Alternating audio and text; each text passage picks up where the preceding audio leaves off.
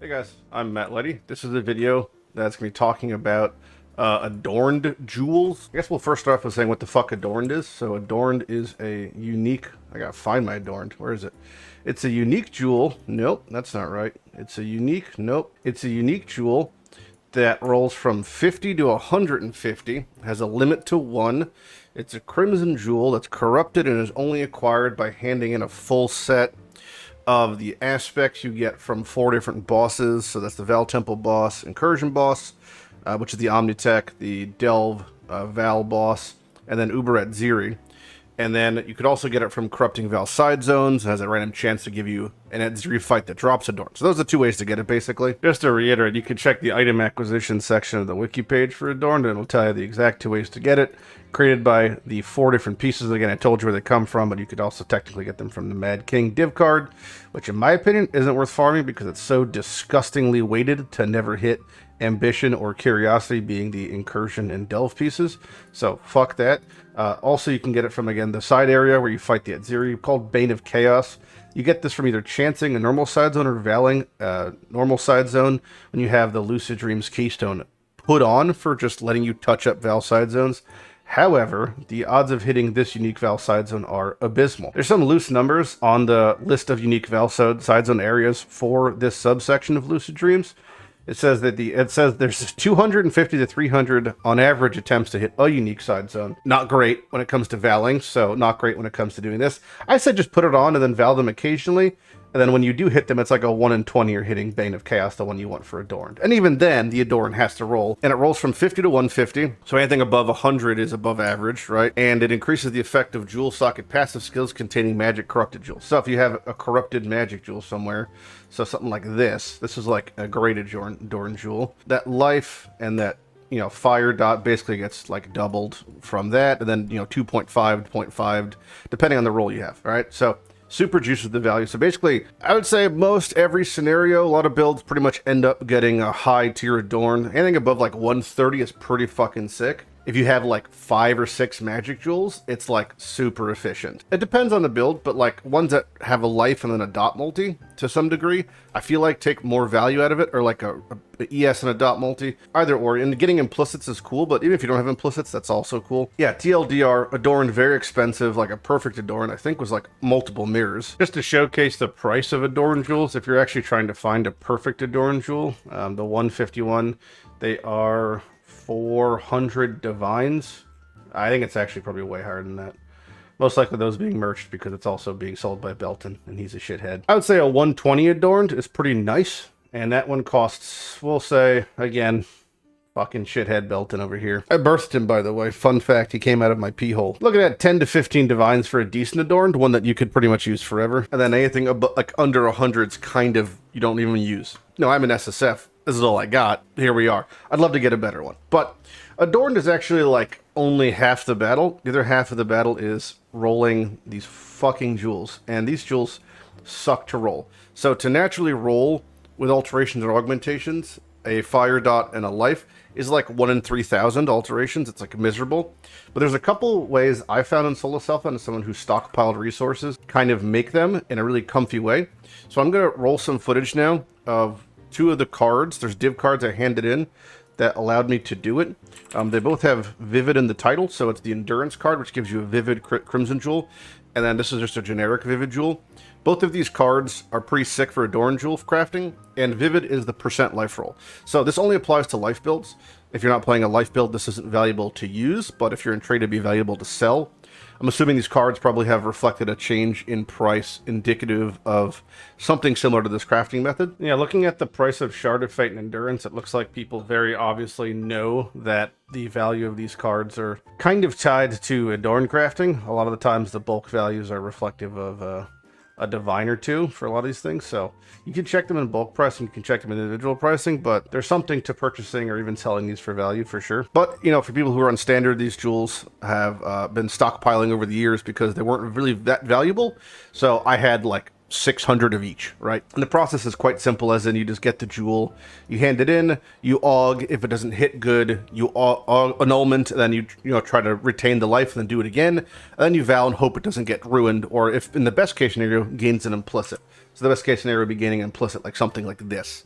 Something like this could sell for multiple divines because it has a valuable implicit, but also like the fire dot and the life or the desired rolls. So in that case scenario, it's pretty sick. So here's some footage of me rolling jewels, and then afterwards we'll talk a bit about some other cool things you could do. Oh, I have also all these vivid crimson jewels. Oh my god. I haven't checked any of these in so long. I was like, buddy, why are you picking up all these cards for? I know, people always make fun of me for picking up div cards. Man. Well, that's not right. So I'm basically going to be auging these, and if they don't hit a good suffix, maybe I'll just val them anyway. Yeah, it doesn't matter. Okay, so which one's... That was pretty short. Which one's No, that's not it. Annul these? If you hit a back augment. Yeah, I guess so. AoE's okay. Goodbye. Oh, Not a bad jewel in general, but later here. I have enough annuls if that's valid. What is this? Why do I have it? What the hell? Alright, let's fucker sneak in here. What the fuck is that? Get out of here. Wait. That's a good one. Oh, That's a really good one. And goodbye. Oh, no, it turned unique too. What a meme. Welcome to the adorned It's life. fucking adorned, buddy. Okay, AoE is okay. Sure. Hey, there's one. Nice. You want not that dot, you want the other one, but that's Yeah. in general, that's desirable for Come other on, stuff. are you kidding me? Back to That back. is a thing. Sure. Taxpayer I do not want. I heard Clark like Dot is good. Yeah. no. I got 14 Yeah. and all bricked. I'm Every way past single one. 14. It happens, bro. It happens. Yeah. Oh, damage over time. And okay. Oh, I'm okay. yeah. He's gonna HMO1 himself. He's gonna HMO1 himself. Why are you so He's made about fucking 10 divs bad, so far Clark? in 2 minutes. You're You kidding. just bat the game, Clark. Fucking hell. You considered that? Like, can you just turn them all in at once? No, I might not need to. This is terrible. You have to understand, I might not need to turn them all in. I might actually just Not get need 6. to. Kind of want to do rarity. Clark will fucking kill himself. Well, Clark's about to commit seppuku. not for nothing, but I think I might trade Clark in for a perfect jewel, if possible. If that's the trade-off, is that what you're saying? Melee, I definitely don't I'm want. precious. You gotta give. I see that after it. 'Cause I Oh, was sad. see, that's it, the wrong order. Man. Rookie mistake. Oh, here we go. Fire dot. Yay. Oh. Success. Now I'm gonna do it 5 more times. I guess I technically have 2. Chill duration. Yeah, I have 2. Yay. Yeah, I have so many more of these cards to hand in. Gonna be. Am I still mining? I missed an entire cycle of that. I have a bathroom that is 5 feet from me, and I'll never not piss outside. You know, it's just. It's your right as a house owner, really. I love pissing outside. It's your duty as a house owner. Just Yeah, the fucking really. hot stream rising. It's just like. Looking at the fucking. I love that mist. Metal Gear Solid game. Yeah. Piss mist. Okay, so you saw the process, at least like examples of how I was doing what I was describing for the crafting the Adorned jewels using both Vivid cards. Something else you could do that is maybe more resource intensive. I guess in SSF it's just like you don't have a big amount of these, but is utilizing one of the outcomes of the Black Morrigan. So area contains a Black Morrigan if it contains Einhar, right? So if you have that on, create a copy of Beasts in the area. I'm just going to doing this in an example, right? I don't have a tree set up for this. I would highly recommend having a tree set up for this because I believe there's some options that like let you have a chance of multiple captures, etc. But we're just going to do this for a quick example. I'm going to open up an area, get a Black Morrigan, and then I have it duplicated with this. It should be at least, and then yeah, I'll show you exactly what that does for us crafting. This is like an example of a desired Adorned jewel attempt. Somewhere in here, there he is. All right, so there's the Black Morrigan. Okay, and he's gonna get captured here. Boom, there he is. Got him captured. I don't know if it creates a copy here or it looks like a copy. That's the original, I guess. Is there 2 of them now? Let's see. Black. Okay, yep, so I got 2 Black Morgans. You can see his options for crafting here. So the one that we're concerned about for Adorned crafting is applies a Unicor's lock to a magic item. Now, that is like super valuable. Okay, now he has a lot of other options. Some of them are like max 6 linking, max socketing. splitting an item into 3 things or level 30 aspects. Black Morgan's great. He's a Swiss Army knife of utility. The one we're interested in is the Hinocor's Lock. I'm going to continue clearing the map because I'm here, but we're going to cut to me being in. That's a lot of maps. We're going to cut to me being in the bestiary menagerie. We'll talk about what Black Morgan does for crafting our special Adorned jewel we're getting set up here. Okay, so here we are in the menagerie. We're going to do our Black Morgan, and then we're going to use it to Hinocor's Lock this Viridian jewel. I've never actually used this before, so I don't know how it shows. Oh, there it is. Applies a Hinocor's Lock. Okay. So it requires a frog also. Frog, I believe, is used to split scarab things. Or not split scarab. To split, or a magic imprint. Okay. So the frog is the regular magic imprint. So frog plus Morgan equals Hinocor's Lock for magic item. You might not have tons of frogs. You'll definitely have more frogs than you have Black Morgans, so it's kind of moot.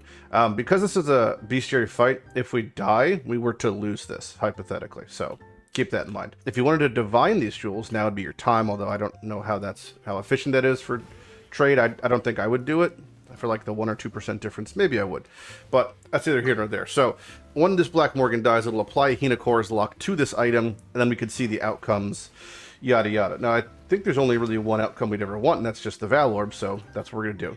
So that's what a Hinocor's Lock looks like. It has a little, fucking purple squiggly underneath. Now if I hover over this with a Val, I see it's going to become a rare. And to me, that's a problem. I don't want a rare. I want to keep this how it is. So now I would have to alter this in a way that eats up the lock, basically. Now, how can I do that without divining? Can I Blessed Orb? I cannot. Can I Sacred Orb? I cannot. See, I don't know if I could change this without divining it. I think I have to. It looks like the divined outcome is just worse life. Which is, yeah. There's nothing I could do with Harvest, I think. If I didn't want to waste a divine, I could use another Krasic Chimeral, I believe, to create an imprint. I think this might let me basically double down on my lock I have, which might be better value than a divine and Soul Cephalon, depending on your situation. You get a pretty petty amount of Krasic Chimeras, so maybe worth doing. So that does eat the lock, and I do have the imprint of a Vivid Exsanguinating. Okay, now I don't have a Hinocor's Lock on this now. So the question is, can I do this on a corrupted item, or do I have to lock it again? Imprints can't be used on corrupted items. So if we lock it again, this is just a way of clearing our lock off, I guess, effectively. So whether or not that's the value you choose over a divine, I don't know the price of crabs. That might be more or less than a divine, but again, coming from Soul Self-Found, might be a little bit different. Now if I were to Val it, it would become minions deal 4% damage, which means I retain the jewel, which is what I care about the most of anyway. So I'm going to Val this, get my outcome, and now I've got an item that is great for any Fizz. Life Adorned build. I use the imprint on it. Nothing happens because the target's corrupted. So I could just trash the imprint, basically. I'm just going to leave it on the... I can't even drop it. Whoa. How do I get rid of this thing? It's just mine forever. I can place you in there. I'm going to leave you in there. Alright, so we used the frog to wipe off our jewel to clean the lock. Because I didn't want to use a divine, hypothetically. You could use a divine, probably cheaper to use divine, maybe in trade even, I don't know. And then we use Hinocor's Lock from the Black Morgan to determine our outcome and to identify if we were going to rip it or not. If we didn't use the lock, it would have become rare. So this was a great example of using the lock to secure it through Black Morgan. Again, this isn't even for my build. That's Fizz in life. I want fire in life, but this is a very desirable one. Pardon my clunkiness. I very much do not use trade. Okay, so the Black Morgan thing costs like, we'll say 5C. All right. A Krasic Chimeral, which is the frog, costs 1.5 divines, we'll say. So we'll just say we're at 1.5 divines. So that process cost me 2 or 3 of these, give or take. So we're at like maybe 3 or 4 divines, right? And we had Fizz, but let's just say hypothetically we had Fire, because, the odds are the same. So a jewel like that can cost upwards of 5 divines just to have like a pretty basic Fire plus life. Now Fizz plus life is like 5 chaos because those builds are less popular, but that's relevant to your situation. We're talking, solo self-found. Could you make money off of this in trade? Yeah, probably. It's possible. doing like, I mean, definitely rolling Adorned jewels, but maybe not even selling the corrupted versions. That kind of depends on the market. That's not my forte.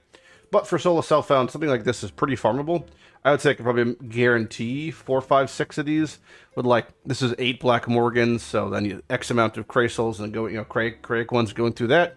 You can pretty much make a full set of Adorned jewels with this process. And again, that's using the div cards for Vivid. Like if you didn't have, you know, the Vivid div cards, you could farm them out. The Shards of Fate and Endurance are quite common, or you could just roll, you know, a normal jewel. But like I said, this process is like pretty painstaking, and it could take an incredibly long amount of time to hit something that is relevant. Just alt spamming, it's like, to me, this is like the opposite of playing Path, especially in a trade league setting. Mind-numbing, you know, how long this could take to hit something of value. And again, in solo self-found, I would definitely annul. So like if I had a life plus something valuable, I would for sure annul off the non-life roll and try to hit something of value, because I mean, like, here's an example. I would annul this and hope to knock off the thing and then hit something good. No, I hit prod speed. Come on, baby. Show me the money. Oh, it's dead. I had a chunk. Yeah, I was rolling a bunch that were like, you know, these kinds of ones. Fizz.multi-life with poison reduced. Fizz.multi-life.